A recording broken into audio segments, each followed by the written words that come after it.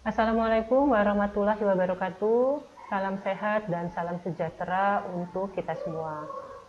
Kembali di sini bertemu dengan saya, Estu Handayani, dosen pengampu mata kuliah Kepemimpinan dan Kecakapan Personal, Sekolah Tinggi Ilmu Komputer PGRI Banyuwangi. Dengan kode mata kuliah adalah KU 111735. Pada awal pertemuan di tahun akademik, sebelum kita membahas mengenai materi pokok atau materi pertama, kita perlu tahu mengenai rencana pembelajaran semester atau RPS. Nah, di mana dalam RPS ini kita harus juga mengetahui apa sih deskripsi singkat dari mata kuliah kepemimpinan, yaitu mata kuliah yang berisi mengenai teori, yang memberikan pemahaman tentang pengertian dari kepemimpinan, meliputi asas, sifat, etika, fungsi, tugas, tipe dan perilaku kepemimpinan, serta dapat menjelaskan bagaimana kepemimpinan memiliki strategi, kecakapan, kelebihan, sehingga dapat mempengaruhi orang lain untuk bersama-sama melakukan suatu aktivitas. Kemudian setelah kita tahu dari deskripsi singkat mata kuliah, kita juga harus tahu capaian pembelajaran dari mata kuliah ini. Di mana capaian pembelajaran pertama, setelah kita membahas RPS dan kontrak kuliah, diharapkan mahasiswa mampu memahami mengenai pokok perkuliahan kepemimpinan dan penjelasan umum mengenai kepemimpinan. Kemudian juga mahasiswa mampu memahami mengenai prinsip kepemimpinan, moral kepemimpinan, kepemimpinan yang melayani, pemimpin yang menebar cinta, dan etika pemimpin. Kemudian mahasiswa mampu mengerti mengenai gaya dan tipe dari kepemimpinan. Kemudian mahasiswa mampu memilih calon pemimpin yang baik, mengetahui dan mengerti terjadinya kegagalan dalam proses memilih, dan mengetahui kriteria keberhasilan dari kepemimpinan. Selanjutnya adalah mahasiswa mampu melakukan pengambilan keputusan dalam kepemimpinan. Kemudian juga mahasiswa dapat mengetahui tentang organisasi formal dan informal, perbedaannya, ciri-cirinya, struktur formal organisasinya, dan bahasan mengenai konflik yang dapat terjadi. Selanjutnya, capaian pembelajaran ketujuh, mahasiswa dapat memahami pengertian dan otoritas dari kekuasaan, serta mengetahui tentang pengaruh otoritas beserta aspek-aspek yang terlibat dalam kekuasaan. Kemudian, mahasiswa juga mampu melakukan proses penyampaian informasi, pesan, ide, gagasan dari satu pihak kepada pihak lain dan dapat dilakukan secara lisan atau verbal. Selanjutnya adalah mahasiswa mengetahui pemimpin yang baik untuk masa depan dan memiliki jiwa bela negara. Kemudian mahasiswa dapat menjadi center of attention yang menginspirasi. Mahasiswa dapat menjadi jembatan atau penghubung dalam melakukan pendekatan kekuasaan dan pendekatan perilaku dalam proses kepemimpinan. Selanjutnya mahasiswa dapat menjadi seseorang yang dapat bekerja keras dalam menggapai tujuan. Kemudian juga mahasiswa dapat menjadi seorang pemimpin yang inovatif dalam organisasi. Kemudian capaian pembelajaran terakhir adalah mahasiswa mampu mengetahui mengenai kepemimpinan strategis, kepemimpinan yang bertanggung jawab. Kemudian, setelah kita membahas capaian pembelajaran, kita juga harus tahu materi pembelajaran yang akan disampaikan dalam satu semester. Di mana pada satu semester ini nanti kita ada pertemuan sebanyak 16 kali. Dua pertemuan kita gunakan untuk pelaksanaan UTS dan UAS, sehingga pertemuan untuk pemaparan pembelajaran itu adalah 14 pertemuan, di mana pertemuan pertama itu akan dibahas mengenai pemimpin dan kepemimpinan.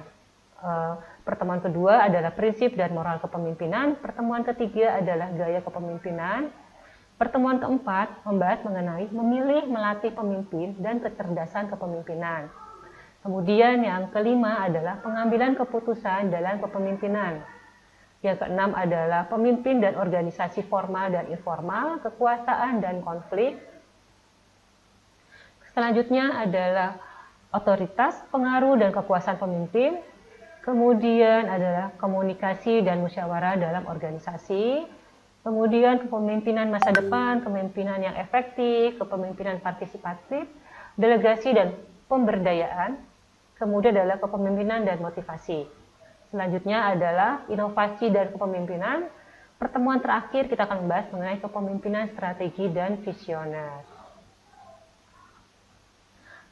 Pada pembelajaran kepemimpinan, saya menggunakan beberapa referensi buku, yaitu kita bisa lihat di sini, yaitu ada dari Farid Pondriman, Indrawan Nugroho, dan Jamil Adzaini, Kubik Leadership. Kemudian juga ada buku-buku pendukung lainnya, yaitu Cara Menumbuhkan Pemimpin dari John Adair, kemudian juga Pemimpin dan Kepemimpinan dalam Organisasi oleh Profesor Dr.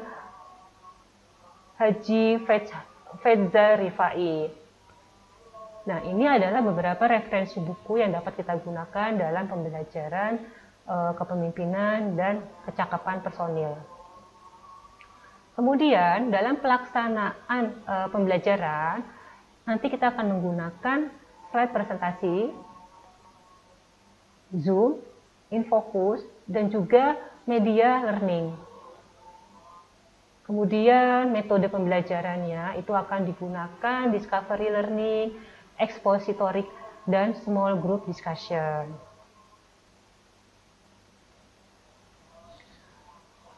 Selain pembelajaran, kita juga harus tahu kriteria penilaian dalam perkuliahan kepemimpinan dan kecakapan personil, di mana di dalam penilaian ini terbagi dalam beberapa poin, yaitu nilai yang diperoleh dari nilai UTS, nilai absensi, nilai yang berasal dari tugas dilakukan individu atau kelompok, dan nilai dari ujian akhir semester, di mana komposisinya untuk nilai UTS, nilai tugas, dan nilai UAS itu adalah 30%, jadi totalnya 90%, dan untuk nilai absensi adalah 10%, jadi total keseluruhan adalah 100%. Kemudian juga terdapat kategori penilaian untuk mahasiswa, ini kita bisa lihat di tabel, terdapat beberapa range dan terdapat beberapa grade penilaian, di mana untuk range yang paling tinggi itu adalah nilai 81 sampai 100, maka akan diberikan nilai atau grade A dan dinyatakan lulus. Kemudian untuk rank nilai 71 sampai 80 akan diberikan grade AB, berarti lulus. Kemudian ada rank 61 sampai 70, ini akan diberikan grade B dan ini juga lulus. Kemudian ada rank 51 sampai 60 akan diberikan grade DC, ini juga lulus. Kemudian ada rank 41 sampai 50 akan diberikan grade C, dinyatakan juga lulus. Untuk nilai di bawah 40 sampai nilai kosong itu dinyatakan tidak lulus. Jadi harus diperhatikan untuk penilaian ini sehingga tidak sampai mendapatkan nilai tidak lulus. Kemudian setelah kita mengetahui metode dan sistem pembelajaran, kita juga harus tahu materi pembelajaran yang akan diberikan dalam beberapa pertemuan. Di sini kita juga bisa lihat di mana pada minggu pertama itu akan diberikan informasi atau kemampuan materi pembelajaran yang terdiri dari yang saat ini kita bahas ya, RPS dan kontrak kuliah. Kemudian juga harus tahu prinsip dan kepemimpinan, moral kepemimpinan, kepemimpinan yang melayani, pemimpin yang menebar cinta, etika pemimpin. Kemudian pada minggu kedua itu akan diperoleh mahasiswa mampu memahami mengenai prinsip kepemimpinan, moral kepemimpinan, kepemimpinan yang melayani, pemimpin menebar cinta, dan etika pemimpin. Di mana elemen-elemen materi pembelajarannya adalah sistem thinking bagi pemimpin, kemudian the model 7S, keterkaitan dengan sukses, kemudian nilai-nilai dan kepemimpinan, moral dari kepemimpinan. Selanjutnya pada pertemuan ketiga, materi yang akan dibahas adalah mengenai gaya kepemimpinan. Itu ada simulasi membuat keputusan, macam-macam gaya kepemimpinan, keputusan berdasarkan kasus, kemudian keputusan berdasarkan hasil pengamatan lapangan, teknik pengambilan keputusan, dan ada diskusi.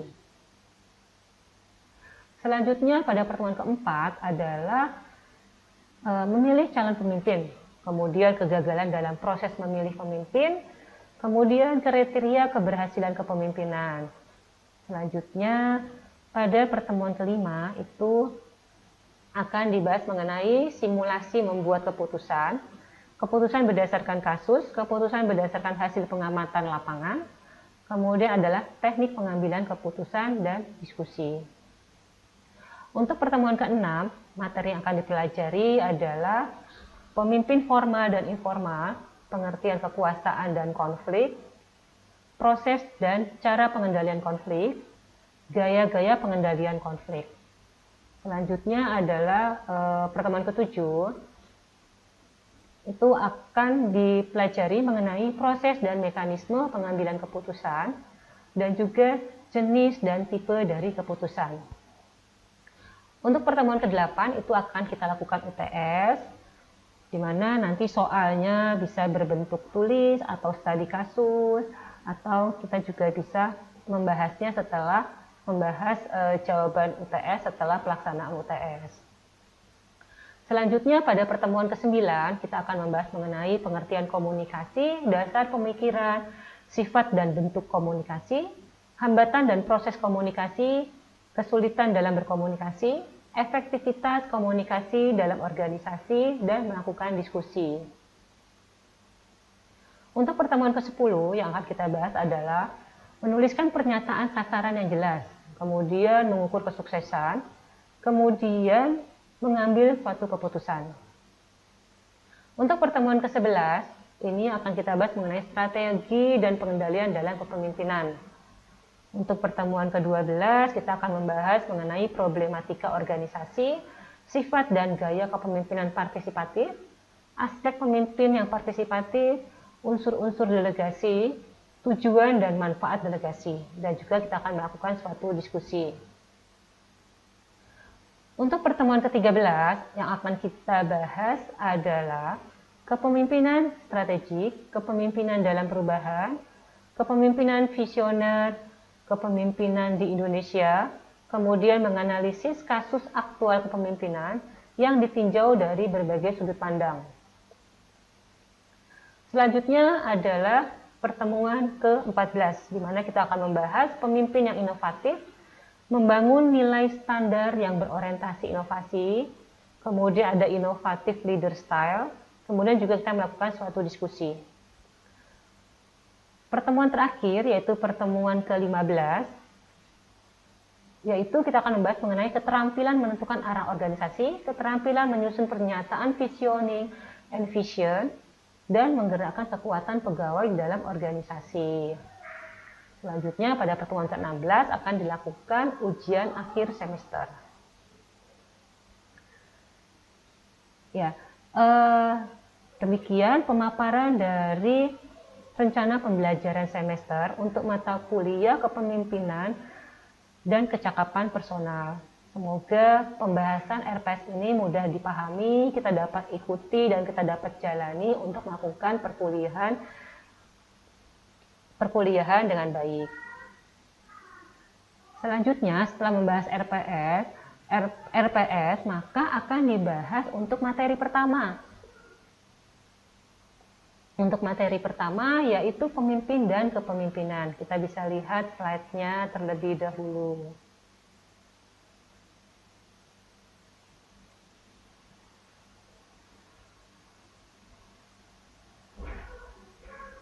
Ya, di sini kita bisa lihat pada slide pertama.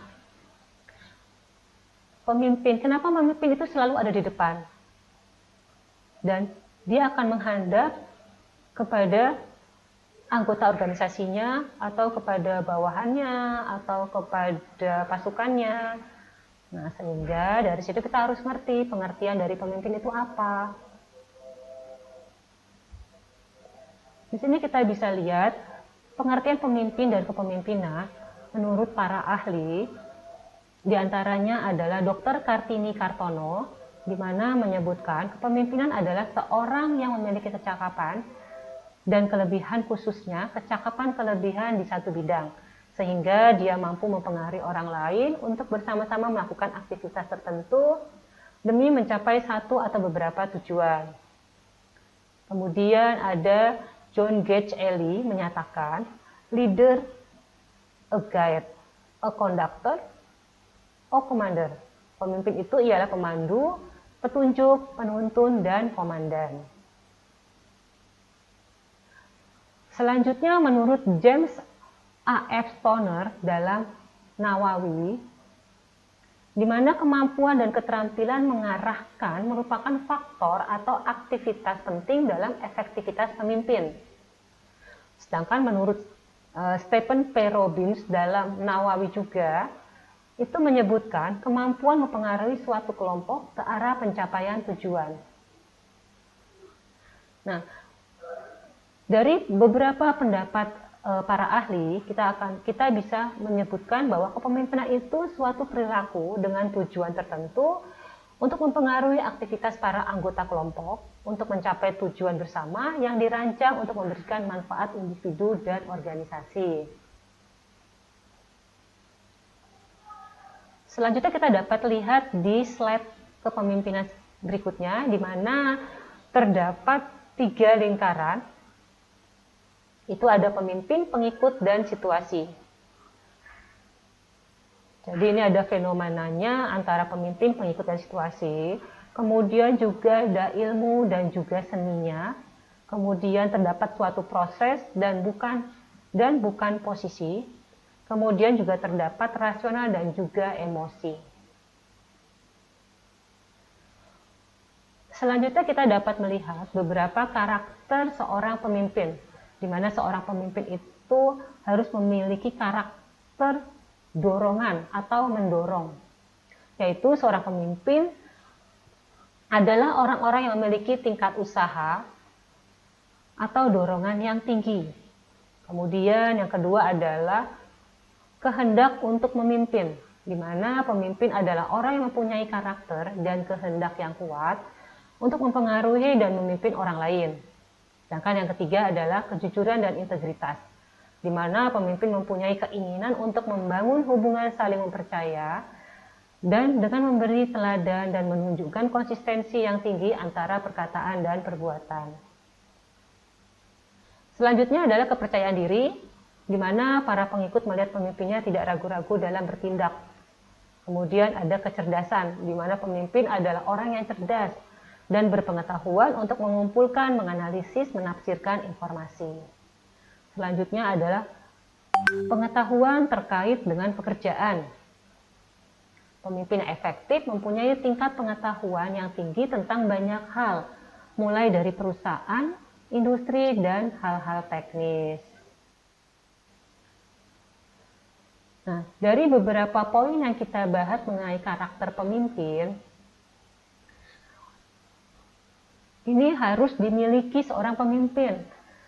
Karena kalau seorang pemimpin tidak memiliki beberapa karakter tersebut, nanti akan menjadi ketidakpercayaan terhadap anggotanya.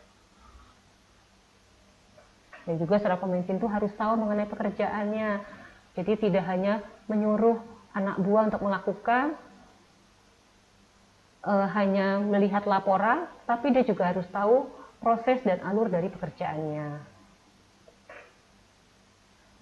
Kita bisa lihat di sini ya, seorang lead, seorang pemimpin itu harus memiliki jiwa loyalty. Kemudian juga ada advice, ada educate, dan ada disiplin.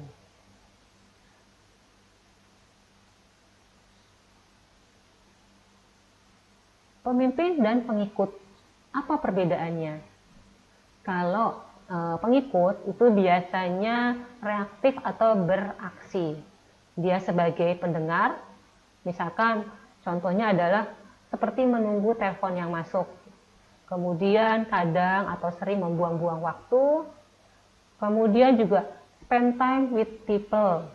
Nah, ini banyak kita temukan ya. Kemudian pengikut itu biasanya mengisi kalendernya dengan jadwal yang sudah direncanakan. Nah, untuk seorang pemimpin atau leader itu biasanya memiliki inisiatif yang tinggi. Kemudian juga sebagai pemimpin, misalkan dia bersifat sebagai angkat telepon. Kemudian juga seorang pemimpin itu menggunakan waktu dengan perencanaan dan antisipasi masalah. Kemudian dia juga bisa menginvest waktu dengan orang. Nah, selanjutnya adalah seorang pemimpin itu mengisi kalender dengan prioritas-prioritas ke depan atau tindakan-tindakan yang akan dilaksanakan.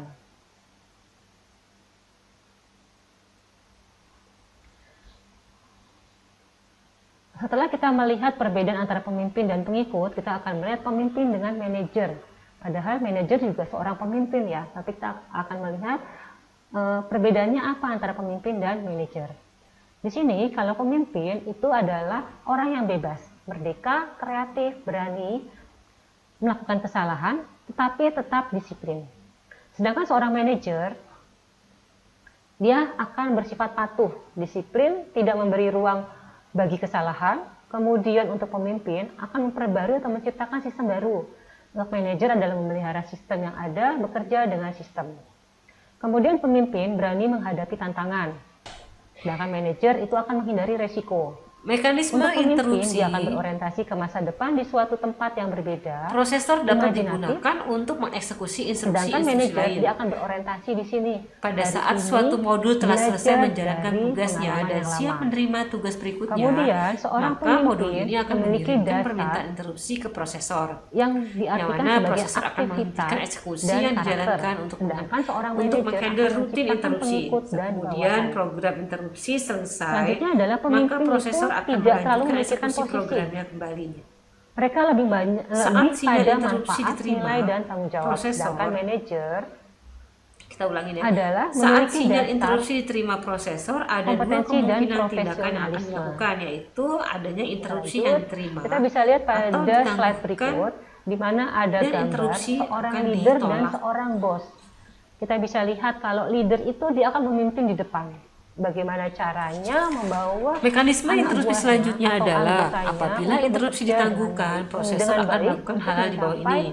tujuan. Seperti kita bilang ya, prosesnya akan menangguhkan efektivitas eksekusi yang program tinggi. yang dijalankan dan Sedangkan menyimpan konteksnya. gambar yang bawah kita bisa lihat Tindakan ini adalah bos menyimpan itu alamat seperti instruksi menunjuk berikutnya yang anak akan buah dieksekusi untuk melakukan dari suatu data pekerjaan, lain yang lebih tapi dia tidak relevan. mengikuti pekerjaan tersebut.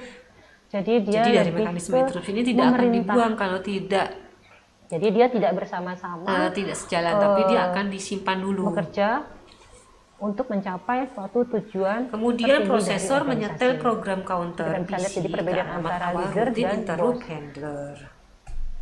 Selanjutnya kita juga bisa lihat di sini ada dua gambar. Kita bisa Kalau lihat bos siklus itu eksekusi interupsi mendapatkan dengan suatu interrupt. apresiasi, dia akan mengatakan, Yang sebelumnya pada "Ya, slide saya yang sebelumnya kita mengerjakan." tadi melihat bahwa Tetapi siklus kalau instruksi seorang dasar. leader mendapatkan Nah, kalau yang prestasi, instruksi dia dengan akan interrupt mengucap, ini kita "Kita akan yang melihat mengerjakan, ada kita yang penambahan mengerjakan." di Tim yang mana mengerjakan. setelah Jadi kalau pemimpin yang itu tidak pada akan instruksi mengklaim dasar pekerjaan dia itu untuk kalau diri setelah dari sendiri, eksekusi tapi instruksi dia dia akan akan masuk ke mengklaim, hard. dia Sedangkan akan kalau ini mengklaim pekerjaan dari itu eksekusi untuk instruksi semua dia masih atau akan satu diproses tim. untuk menjadi instruksi jika diizinkan Selanjutnya ada akan jenis-jenis kepemimpinan di mana dilakukan yang pemeriksaan pertama adalah interrupt dan kepemimpinan eksekusi transformasional interupsi. transaksional di mana Jadi di mana yang pemeriksaan membimbing interupsi atau dan memotivasi eksekusi interupsi ini pengikutnya masuk ke dalam menuju siklus sasaran yang siklus ditetapkan interupsi. dengan memperjelas peran atau persyaratan, Selanjutnya tugas, kalau sudah dan mampu oke dia akan menunjukkan kembali lagi dampak yang dalam ke pada start para lagi. pengikutnya. Selanjutnya Jadi adalah kalau kita bisa kepemimpinan lihat ini ada atau penambahan visioner, ya satu kotak di ini mana satu proses. pemimpin itu harus mempunyai visi. Kalau yang tadi interupsi Kemudian mampu menyampaikan dasar visi dia tersebut cuma dengan sampai jelas dan dapat eksekusi langsung dipahami. masuk ke hard. Tapi kalau ini dia Kemudian tidak, harus dia berani akan mengambil resiko. melakukan pemeriksaan interupsi Kemudian dan eksekusi sensitif terhadap interupsi yang kendala masuk ke lingkungan dalam dan siklus kebutuhan interupsi. pengikutnya. Menunjukkan perilaku di luar kebiasaan. Kita lanjutkan. Terdapat dua buah pendekatan Selanjutnya untuk adalah menangani kepemimpinan interupsi visioner, ganda. di mana pemimpin itu memiliki Yaitu kemampuan yang dalam pertama menjelaskan adalah menolak visinya atau tidak kepada orang mengizinkan lain interupsi melalui lain pidato-pidato saat yang suatu memukau dan interupsi memancing ditangani orang untuk prosesor. bergabung. Kemudian Selanjutnya adalah setelah pemimpin prosesor yang memiliki selesai kemampuan menangani mengungkapkan suatu visi. interupsi, maka interupsi Kemudian lain baru pemimpin yang ditangani. memiliki kemampuan untuk Pendekatan ini memperluas juga dan disebut menerapkan pengolahan visi interupsi dalam berurutan atau berbagai konteks yang sekuensial. berbeda. Pendekatan ini cukup baik dan sederhana karena interupsi Selanjutnya adalah ditangani kepemimpinan dalam tim. urutan yang cukup Pemimpinan ketat. tim dapat dibagi ke Tetapi ada dalam 3 kelemahannya peran, juga, yaitu yaitu pemimpin tim metodenya adalah tidak dapat penghubung dengan pihak diperhitungkan luar, prioritas pemimpin tim interupsi. adalah penyelesai masalah, pemimpin itu Selanjutnya adalah adalah manajer konflik. mendefinisikan dari prioritas Jadi, bagi kita bisa interupsi lihat dengan dan interrupt slide ini, handler kita mengizinkan mau dibawa interupsi berprioritas sebenarnya lebih tinggi anak buah atau ditangani anggota ini terlebih mau dibawa dahulu. kemana? Kemudian Bekerja pendekatan atau ini disebut rasa. pengolahan interupsi Semua itu bersarang. tergantung dari seorang pemimpin, dari pemimpinnya sendiri. Kita bisa lihat contoh Ini juga dari kita bisa interupsi lihat bersarang. contoh-contoh, Misalkan suatu pelang sistem tujuan. memiliki 3 Jika perangkat pemimpin tidak input punya atau prinsip, output. tidak punya Yang biasa kita kepintaran, lihat ya ada tidak punya printer, ada kecakapan, disk dan saluran maka anggotanya akan komunikasi. dibuat bingung. Yang karena mana masing-masing tidak tahu arah prioritasnya mana akan 2, akan 4, dan dituju. 5. Seperti Pada ini sistem ya, jadi ada awal, pelang ke kiri, ada pelang pada ke awal sistem, atas, ada pelang ini ke dapat kanan. melakukan Ini pencetakan akan dengan membuat printer dan saat membingungkan para terdapat anggotanya. pengiriman data pada saluran Ini komunikasi, juga ada the sehingga grid modul dictator. komunikasi meminta Jadi jangan interupsi. sampai kita jadi Proses pemimpin selanjutnya yang adalah diktator. mengalihkan eksekusi interupsi Selanjutnya terdapat modul 4 komunikasi. karakteristik yang harus dimiliki oleh Sedangkan seorang interupsi pemimpin. printer ditangguhkan. Saat Ini bisa kita lihat mengeksekusikan dari modul Sunindia dan komunikasi Wijianti terjadi interupsi Diacu disk. dalam Namun Hakim karena 2003, prioritasnya lebih yang mana rendah, pemimpin harus maka peka dalam interupsi disk lingkungannya, ditangguhkan. harus mendengarkan Setelah interupsi saran-saran dan modul nasihat dari komunikasi orang-orang di selesai, akan sekitarnya. dilanjutkan Pemimpin interupsi yang harus menjadi memiliki teladan prioritas dalam lebih tinggi, lingkungannya. yaitu Pemimpin disk. harus bersikap dan Bila bersifat interupsi setia disk dalam selesai janjinya kepada dilanjutkan, organisasi. akan ada eksekusi Pemimpin harus mampu interupsi mengambil printer keputusan, yang mana harus selanjutnya pandai, cakap, dilanjutkan dan berani eksekusi setelah semua program faktor yang utama. relevan diperhitungkan. Selanjutnya adalah Demikian kepemimpinan yang pemaparan efektif. materi ketiga mengenai Di struktur mana dan kita bisa fungsi lihat dari beberapa CPU. poin dari Semoga kepemimpinan materi yang ini dapat efektif, bermanfaat untuk yaitu kalian dapat semua, menciptakan tatanan nilai dan menambah keyakinan ilmu untuk para kalian dan karyawan dan mengerti membuat mereka sekarang jadi bergairah dalam CPU itu fungsinya untuk apa, penyelesaian. strukturnya terdiri dari apa Kemudian saja, komponennya menghargai apa dan saja. dukung hal-hal positif yang dicapai para Mohon karyawan. maaf jika ada Kemudian dapat memberikan penyampaian contoh yang yang tidak baik. yang Kemudian fokus tidak berkenan. pada Mohon maaf jika upaya ada para penyampaian yang karyawan tidak terhadap berkenan. tujuan yang Terima menantang kasih. dan terus Wassalamualaikum arahkan mereka pada warahmatullahi tujuan tersebut. wabarakatuh. Kemudian sediakan sumber daya yang dibutuhkan karyawan untuk mencapai tujuan, berkomunikasi dengan para karyawan, menghargai keragaman para pekerja, kemudian juga merayakan setiap adanya keberhasilan, kemudian memberikan dorongan kreativitas untuk para pekerja, kemudian juga harus memiliki selera humor, kemudian tetap terus menggapai masa depan atau menatap masa depan. Kita bisa lihat seorang good leader itu harus memiliki poin seperti di slide ini.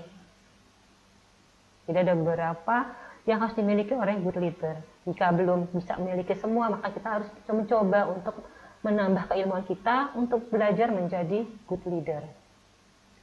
Ini juga kita bisa lihat gambar di mana seorang pemimpin itu harus bisa mengajak timnya untuk menuju suatu keberhasilan. Jadi tidak untuk bekerja sendiri ya. Jadi dia ada team player, ada komitmen, ada integrity, vision, dan kreativitas. Kemudian juga kita bisa lihat, you have to delegate some authority. Jadi dari gambar kita bisa mengartikan bahwa pemimpin yang baik itu seperti apa sih? Bisa dapat mendelegasikan. Selanjutnya adalah beberapa tips praktis untuk menjadi seorang pemimpin yang baik, yaitu bangunlah pengetahuan, kemudian bukalah jendela sel-selmu, disiplin diri, bekerja dengan prioritas, mengerjakan atau mendelegasikan, bangunlah kepercayaan dan respek, jagalah kestabilan emosi, latihlah diri berkomunikasi dan mumpuni, belajarlah menulis dan gunakanlah ilmu manajemen.